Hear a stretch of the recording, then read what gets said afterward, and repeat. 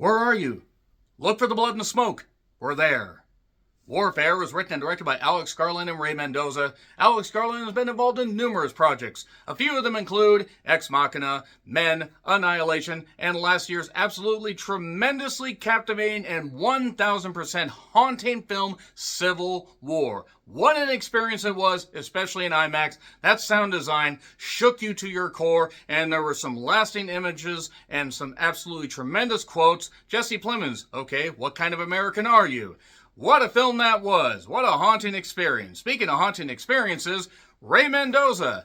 He recounts how he was in Ramadi, Iraq on November 19, 2006, and this story involves a platoon of U.S. SEALs that had to fight for their lives when some very, very bad people bear down upon them, and oh man, oh Jesus, oh God, it was tremendous.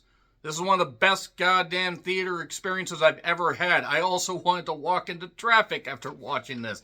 I had heard a lot about this. And when I found out that this actually was based on the memories of Ray Mendoza and those that did survive this particular attack, my God, a visceral, haunting, violent look into film. There are some people that have said, oh, it's an apolitical take on, the Iraqi war and war in general.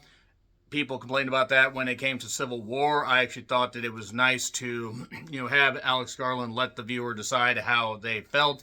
And being that this is involving memories and experiences an actual Iraqi war vet dealt with, and he lived to tell the tale, and I can only imagine the horrors.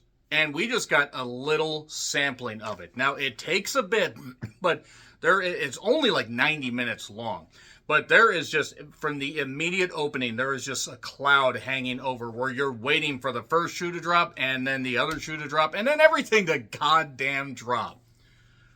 The sound design is incredible. That alone is going to stick with you. It will haunt you. It will shake you.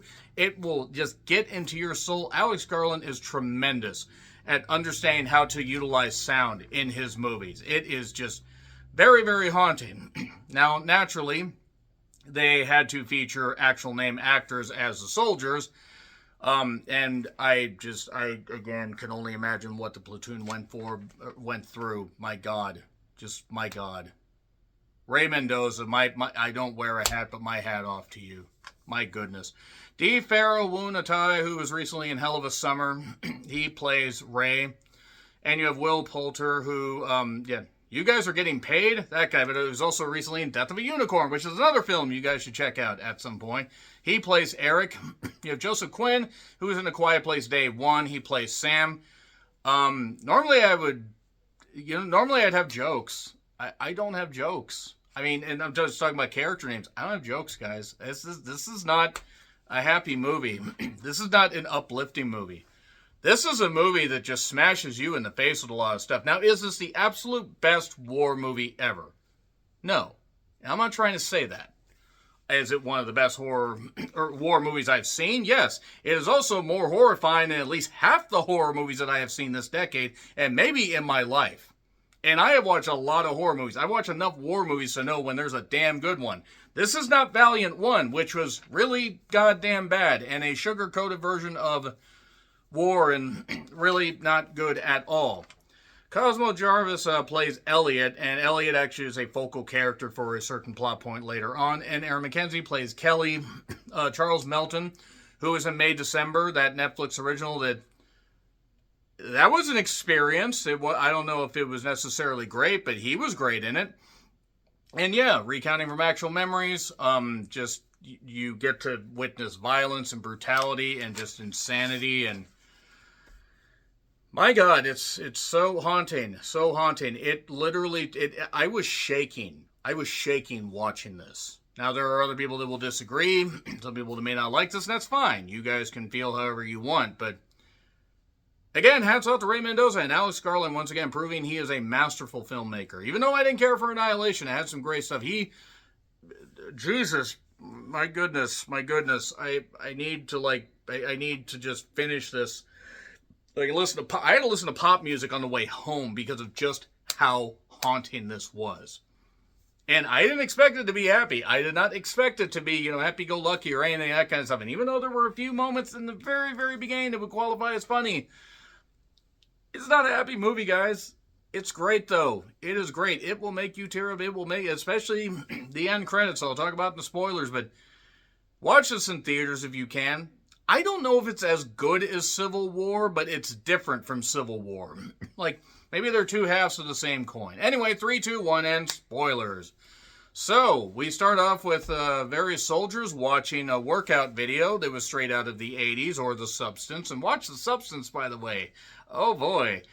But we then quickly cut to Will Poulter's Eric and various, soldiers getting into this house to get a vantage point. There's this family that's there. And there's also a brick wall where there's a family, hiding in another apartment. And, Jesus. I can only imagine what the Iraqi people went. Feels so legit. Get on my soapbox for a second. I feel so bad for the Iraqi people that went through that didn't ask for this shit. That just want to live in peace. That just want to raise their families. I mean, that goes for a lot of war areas, but I'm just going to talk about this. That is one of the things I kind of wish they would have dived a little more into, even though this was about the soldiers. But the few moments that they show this family, you felt so bad. And there were some Iraqi, some guys that were working with them that were trying to lead them away from, this war-torn area and various bits of military jargon. There is a point where they realize people are on the roof. People start shooting. Grenade gets tossed in. And then there are a few injuries, Elliot in particular, and there are some haunting images here. And once they get out and they get into this tank, they try to get to this tank to get the injured out. Elliot, even though he's bleeding from the arm and that kind of stuff, but he's shaken up. Will Poulter's fucked up because of the grenade shots, the concussions, that kind of stuff.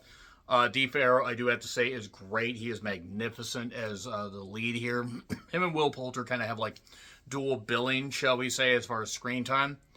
And there are other good people populated in this cast. Some familiar faces, but those are the ones that stick out to me. And then about 30 minutes in, they get to this tank is just blown to smithereens. The Iraqi guys that were with them are blown to bits. There's guts hanging out. There's legs. Elliot is fucked. Another guy is fucked. And they got to get him back inside. And there's various, leg wounds. You hear the screams. But the one thing about it before they even get him back inside is just the sounds you hear, the muffled sounds. And just the sound design. Again, I'm getting fucking goosebumps thinking about it. Just how it affects you and how it shakes you. And people are getting up. There's one guy had his leg on fire and woke up and just had to look down to see it. And all this is happening. They get the guys back inside. There are two mortally wounded. Elliot in particular. They're not sure what to do. They're trying to get comms. They're trying to get the stuff. Charles Melton leads this other platoon that is able to basically get to them. But Will Poulter's fucked up. All this stuff's going on. I assume that...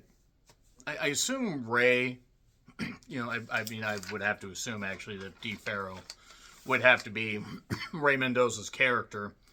And if so, I don't know if any of these performances are Oscar worthy. It depends, how far we get into the year. But as far as films, is one of my favorite films, probably my favorite film of the year so far. And that could change. But then again, Challengers was my favorite film of 2024 until Substance came out, and Challengers was number 2. But Warfare just has this just feel of dread and haunting, visceral imagery. And the sound and stuff like that. And once Charles Melton's crew gets there, some of them are not exactly amenable to some of the guys that are dealing with the injuries and stuff like that. They got to tell them to suck it up. You're frogmen.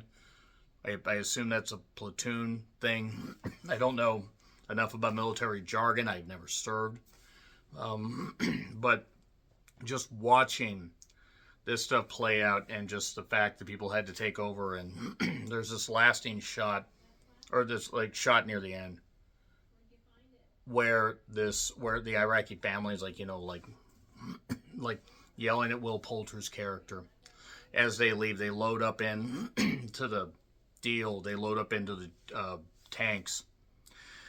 And there are these blasts and flattening these houses, just trying to get rid of the people that are on the roofs, trying to shoot them, but there's collateral damage, and houses that are damaged, and this family didn't ask for this, and that's a central theme right there. And there's a lot of stuff in this that I didn't cover, because a lot of it is stuff you need to experience.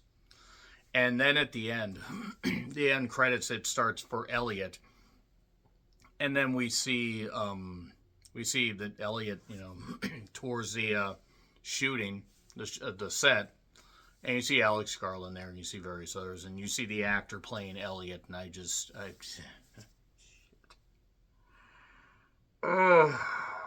whatever. I loved it, but I don't know if I can watch this again.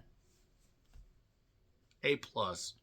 It's my favorite film of 2025 so far, but Jesus, my God. I need to go watch something happy. Anyway, agree, disagree, what I said, like, share, subscribe, Twitter, Letterboxd, Blue Sky handles in the description. I'm John Ritland. I'll see you soon.